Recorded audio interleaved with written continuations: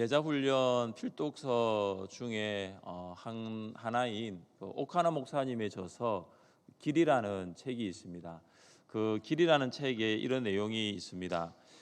우리 주변에는 입으로 예수님을 전하는 것을 은근히 경멸하면서 현대 사회에서는 말보다 행위로 전하는 것이 더 중요하고 더 많은 효과를 거둘 수 있다고 주장하는 사람들이 적지 않다.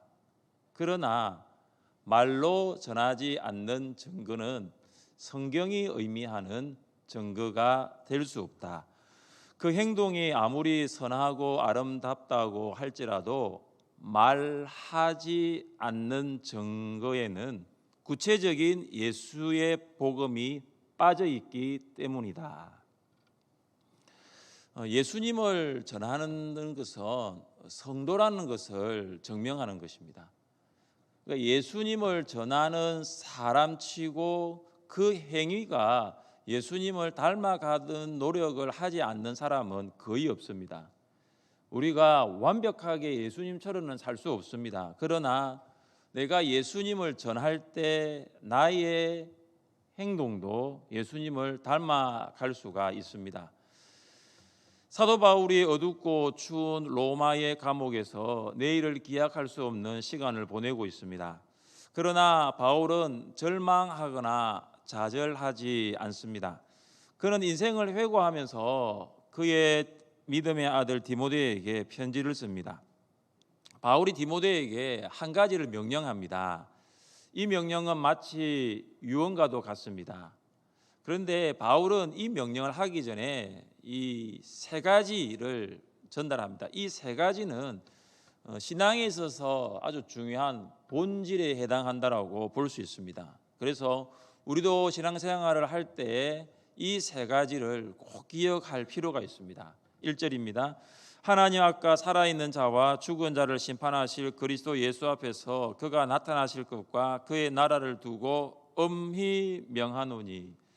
지금 바울이 디모데에게 명령을 한 가지를 하는데 그 명령에 앞서서 신앙생활을 하는 가장 중요한 세 가지 본질에 대해서 이야기를 하고 있습니다.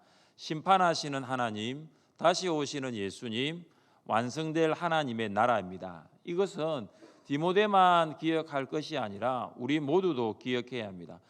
우리는 심판하시는 하나님을 기억해야 합니다. 이 바울은 이 죽음이 자신에게 가까이 다가오고 있다는 것을 알면서 무엇을 생각하냐면은 심판을 생각합니다.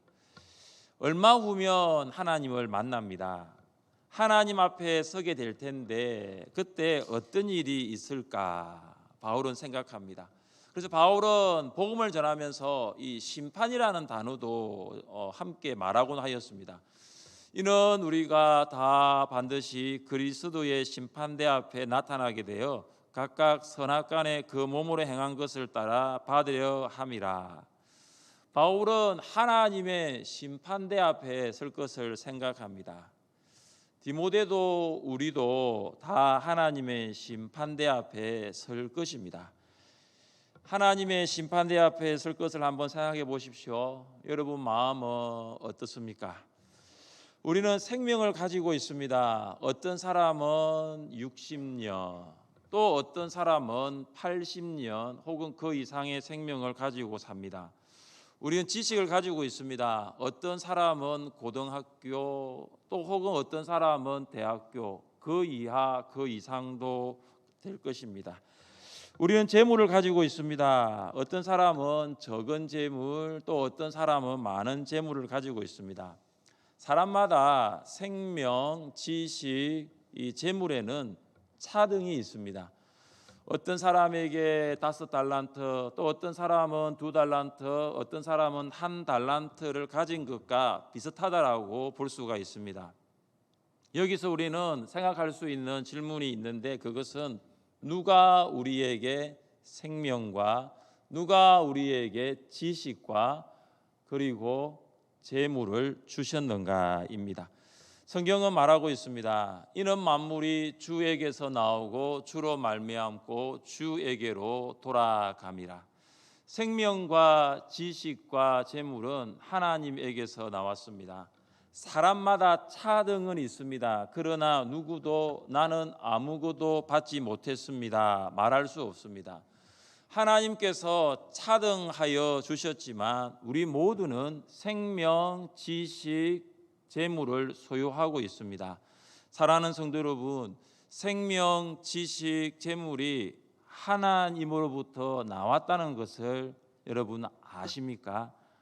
하나님께서 생명과 지식과 재물을 주셨다는 것을 여러분 인정하십니까? 하나님께서 우리에게 생명과 지식과 재물을 주신 것이 사실이라면 하나님께서 그 사용 여부에 대해서도 판단하실 수 있지 않겠습니까? 달란트 비유에서 주인은 종들에게 차등하여 5달란트, 2달란트, 1달란트를 줍니다. 그리고 주인은 종들과 결산합니다. 주는 것으로 끝나지 않고 반드시 결산합니다. 주인이 종들과 결산할 수 있는 이유가 무엇일까요? 그것은 주인이 종들에게 달란트를 주었기 때문입니다. 달란트를 받은 종들의 동일한 고백이 이것입니다. 내게 주셨는데. 종들은 압니다. 주인이 나에게 주었다는 것을 알고 있습니다. 내게 주셨는데. 이게 종들의 고백이에요. 하나님께서 생명과 지식과 재물을 주셨습니다. 그렇다면 하나님께서는 우리와 결산하실 것입니다. 우리가 심판하시는 하나님을 안다면 우리의 생명과 지식과 재물의 사용 여부는 달라질 것입니다.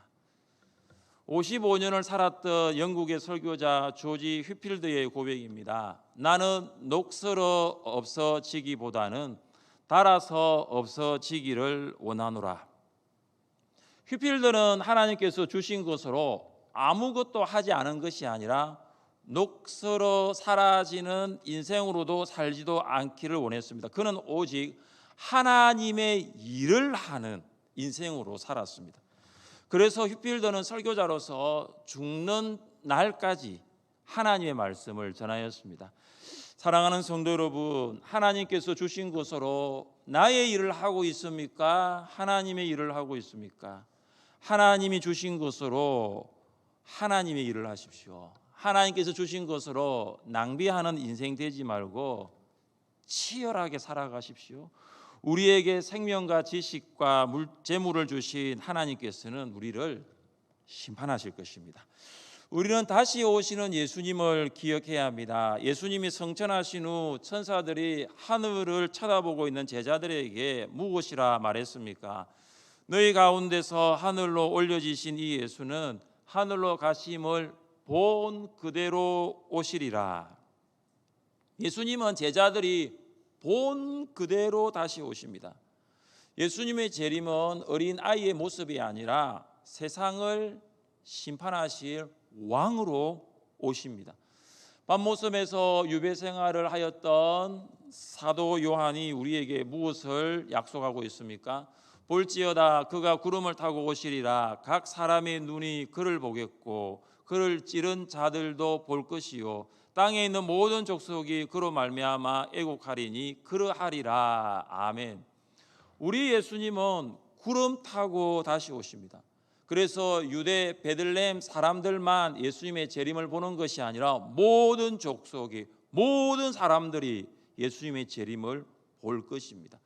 성경에 기록된 모든 예언들이 성취되었습니다. 그러나 아직 성취되지 않는 한 가지, 예수님의 재림이 남아 있습니다. 성경의 모든 예언이 성취되었으니 이 또한 이루어질 것을 우리는 믿습니다. 예수님의 재림을 믿는 것과 예수님의 재림을 기다리는 것은 결코 다르지 않습니다. 예수님의 재림을 믿는 자는 예수님의 다시 오심을 기다립니다. 여러분은 예수님을 만날 준비를 하고 계십니까? 우리는 완성될 하나님의 나라를 기억해야 합니다. 하나님의 나라는 지금까지 확장되어 왔으며 지금도 하나님의 나라는 완성을 향하여 진행하고 있습니다. 세상에는 여전히 불의와 부정과 전쟁과 고통이 가득합니다. 그럼에도 불구하고 우리가 확신하는 것은 하나님의 나라는 완성을 향해 나가고 있다는 것입니다. 아마존의 밀림에서 아프리카의 원주민들에게 이슬람에서 아프가니스탄에서 미얀마에서 복음을 전하는 선교사들이 마음에 품고 있는 것이 무엇일까요? 그들은 고국을 두고 왜 타국에서 하나님의 복음을 전하고 있습니까? 그들은 왜 지금도 복음을 전하고 있을까요? 한 가지입니다. 하나님의 나라는 거죠. 하나님의 나라가 완성된다는 거죠. 선교사들이 그 땅에서 순교합니다. 그러나 그들의 배우자와 그들의 자녀들이 또 선교사가 되어 복음을 전하는데 그들도 순교합니다. 선교지가 순교지로 변하는 상황 속에서도 그들이 소망하는 한 가지는 하나님의 나라입니다. 사랑하는 성도 여러분, 서울의 양화진에 가보셨습니까? 130년 전 조선의 복음을 전한 선교사들이 순교자가 되어 양화진에 묻혀 있습니다. 그들의 마음에 꺼지지 않고 타올랐던 것 한 가지가 무엇일까요? 조선이 하나님의 나라 되는 것입니다. 조선에 하나님의 나라가 임하는 것입니다. 우리도 130년 전 선교사들이 품었던 하나님의 나라에 대한 소원을 품을 수 있기를 바랍니다. 하나님 아버지, 우리나라 대한민국에 하나님의 나라 되게 하옵소서. 하나님 아버지, 울산광역시 하나님 울산동구가 하나님의 나라 되게 하옵소서. 사랑하는 성도 여러분, 이 세 가지 심판하시는 하나님, 다시 오시는 예수님, 완성될 하나님의 나라를 꼭 기억하십시오. 하나님께서는 우리를 심판하실 거예요. 예수님께서는 반드시 오십니다. 그리고 이 하나님의 나라는 종국에는 완성될 것입니다. 이 세 가지를 기억하는 성도가 한 가지 명령에 순종해야 됩니다. 그것이 바울이 디모데에게 오늘 명령하고 있는 것입니다. 2절 말씀입니다. 너희는 말씀을 전파하라. 때를 얻든지 못 얻든지 항상 힘쓰라. 범사에 오래 참음과 가르침으로 경책하며 경계하며 권하라. 우리가 하나님의 심판, 하나님께서 우리의 생명과 지식과 재물에 대해서 결산하신다. 우리 주님 이 땅에 다시 오신다. 구름 타고 다시 오신다. 그리고 하나님의 나라는 반드시 완성될 것이다. 이 세 가지 신앙의 본질, 이것을 붙들고 기억하는 자가 해야 할 일 무엇입니까? 너는 말씀을 전파하라. 말씀 전파입니다.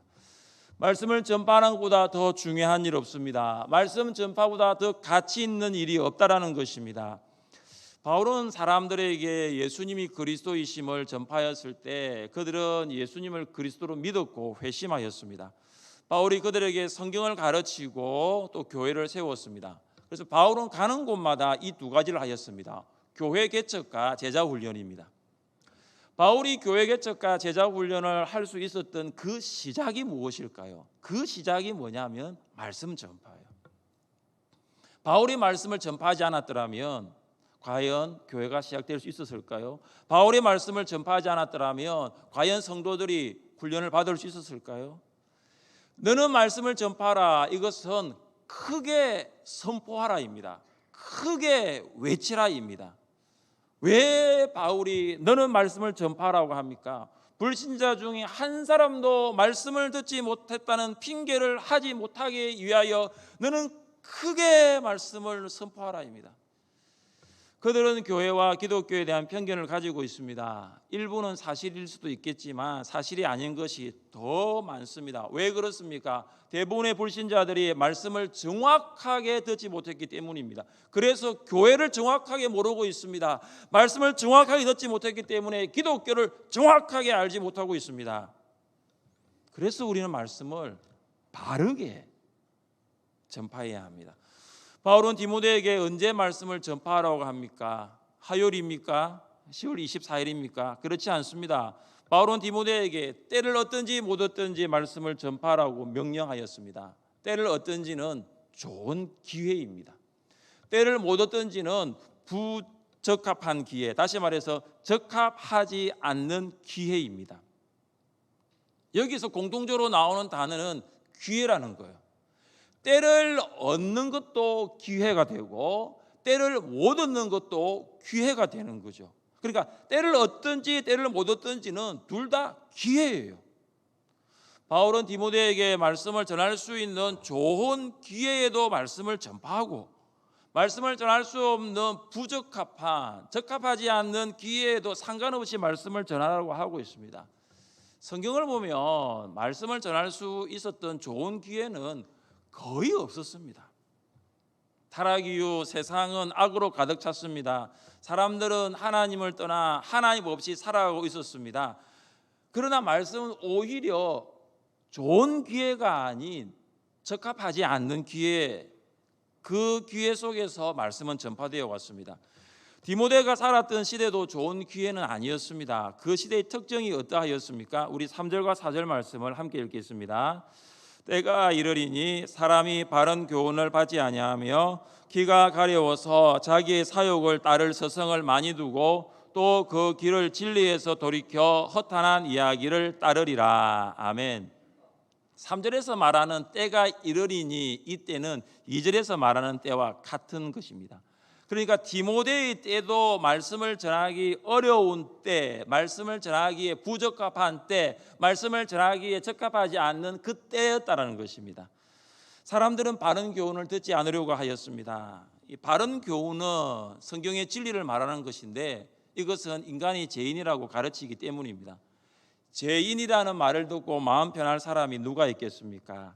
그러나 바른 교훈은 예수님을 믿으면 천국 가지 마, 예수 믿지 않으면 지옥 간다고 가르칩니다.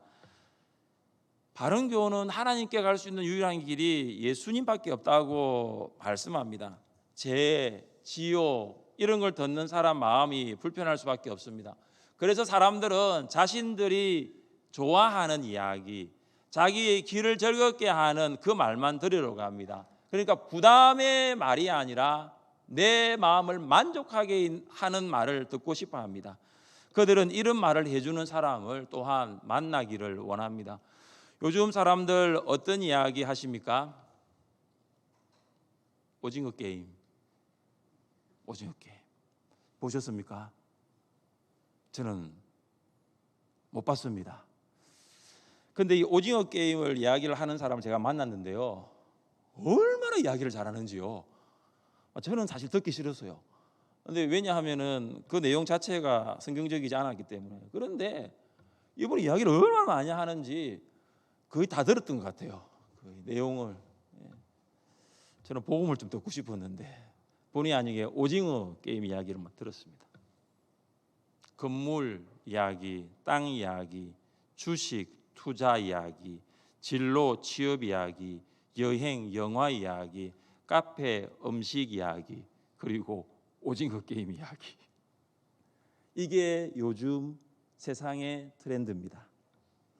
그런데 말씀 이야기는 어떻습니까? 재미없는 이야기로, 이스라엘 역사 이야기로, 현실 감각이 전혀 없는 이야기로 생각합니다.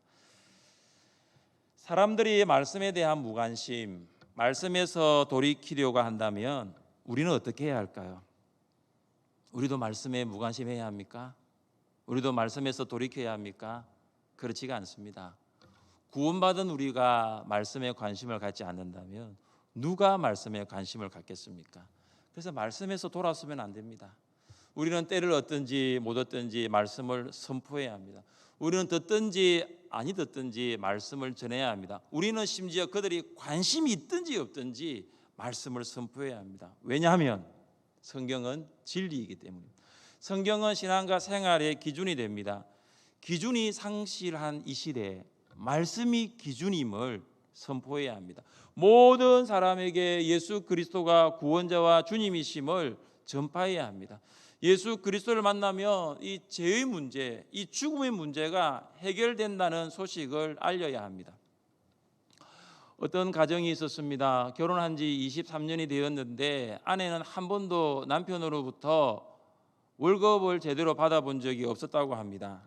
남편이 약간의 돈을 주면서 집안의 살림을 살라고 합니다. 그런데 남편이 주는 돈으로는 집안을 이렇게 이끌어갈 수가 없습니다. 그래서 이 아내가 이삿짐 센터에서 일을 합니다.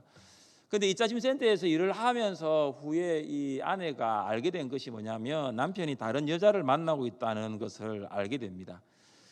아내는 남편에게 주어야 할 마음을 이제는 이삿짐 센터에서 일을 하는 것으로 대신합니다. 이 땀이 막 비 오듯 막 흐르면서 막 정신없이 일을 합니다. 왜냐? 남편을 잊기를 위해서. 그러나 집으로 돌아오면 남편이 없으니까 남편이 생각이 날 수밖에 없습니다. 하늘이 무너질 것과 같은 그 공허감, 그런 것들이 막 몰려오는 거예요. 이분이 여러분의 VIP라면 여러분 어떻게 돕겠어요? 이 사람이 여러분의 VIP라면 여러분 무슨 말을 하겠어요? 예수님을 이야기할 수밖에 없습니다. 예수님께서 너를 사랑한다. 예수님께서 너를 위해 십자가에 못 박히시고 돌아가시고 부활하셨다고. 너가 그 예수님을 믿으면 구원을 받게 될 것이고, 너가 그 예수님을 믿으면 영원한 생명을 선물로 받게 될 거야. 또 그리고 한 가지, 주님께서 너의 이 고통과 너의 눈물을 보고 계셔. 너가 정말로 주님 앞에 놓으면 너의 인생은 달라질 거야. 주님께서 그것을 주님께서 받아가시고 너의 인생 가운데 참 기쁨이 무엇인지, 그리고 참 평안과 감사가 무엇인지 알게 하실 거야. 남편으로부터 상처받은 마음, 아무리 일을 해도 채워지지 않는 그 빈 마음에 예수님을 모시는 거예요. 여러분, 이것은 말씀을 통하여 전할 때 일어나는 역사입니다. 바울은 말씀을 전파라는 명령을 재차 강조하고 있습니다. 5절입니다. 그러나 너는 모든 일에 신중하라. 고난을 받으라. 전도자의 일을 하라. 내 직무를 다하라. 5절에서 중요한 표현 중에 하나가 내 직무를 다하라입니다.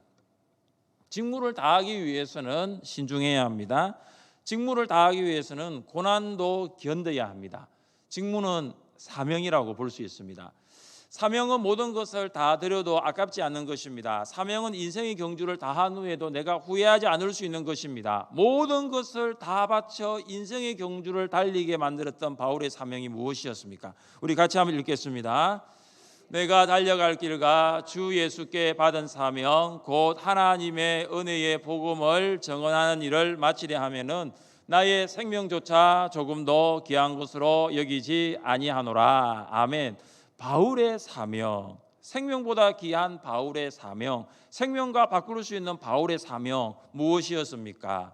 하나님의 은혜의 복음 증언하는 일, 하나님의 복음을 전파하는 일, 이게 바울의 사명이었습니다. 바울의 직무였습니다. 이것이 바울의 생각을 지배하고 바울의 삶을 이끌었습니다. 바울이 이 사명을 완수하기 위하여 신중했습니다. 근신하여 깨어 있었습니다. 여러분, 근신하여 깨어 있기 위해서는 성령의 인도하심이 있어야 합니다. 성령의 인도하심에 민감해야 합니다. 그러니까 여러분, 기도하지 않으면 성령의 인도를 따를 수가 없습니다.